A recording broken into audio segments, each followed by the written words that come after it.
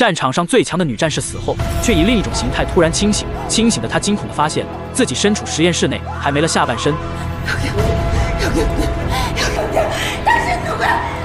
见女战士情绪失控，颅压急速增高，研究人员当即按下了停止键。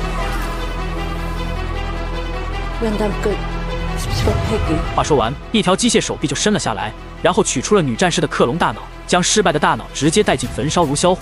而这是废掉的第17个大脑。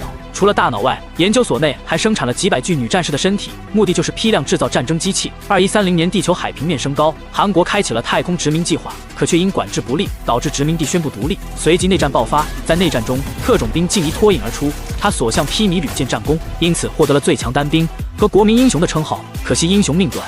在一次任务时，他不幸牺牲。于是，为了赢下内战，韩国便开启了静怡计划，妄图量产战争英雄。